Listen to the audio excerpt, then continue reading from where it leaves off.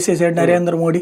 అసలు ఆయన టీ అమ్ముకోవడానికి కూడా పనికిరాడు, అసలు ఈ దేశంలో ఉండడానికి పనికిరాదు, తరిమేస్తా మోడీ చూసుకో నేనేంటో బాబు అంటే ఏంటో అని చెప్పాడు కదా ఆయన.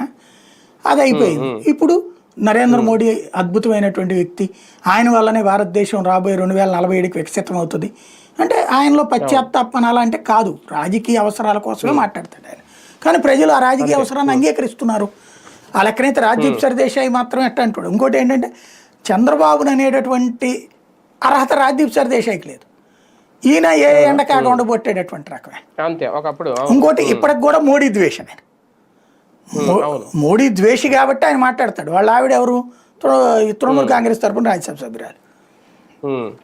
మరి ఆయనకి పొలిటికల్గా ఎట్లాగుంటుంది? ఆయన ఐఎన్డీఏ భాగస్వామి, ఓ రకంగా చెప్పాలంటే ఐఎన్డీఏ భాగస్వామి జర్నలిస్టు, ఎన్డీఏ భాగస్వామి అయినటువంటి నాయకుడి మీద విమర్శించినట్టు. అదంతే.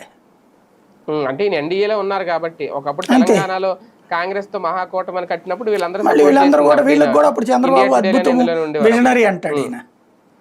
కాబట్టి ఇవన్నీ వీళ్ళు ఏంటంటే ఇప్పుడు చంద్రబాబు గారు ఎట్లయితే తన ఐడియాలజీ ప్రకారం ఎదురోడు ఉండాలని కోరుకుంటాడో రాజ్దీప్ సర్దేశాయ్ అదే కోరుకుంటాడు. ఏముంది అందులో?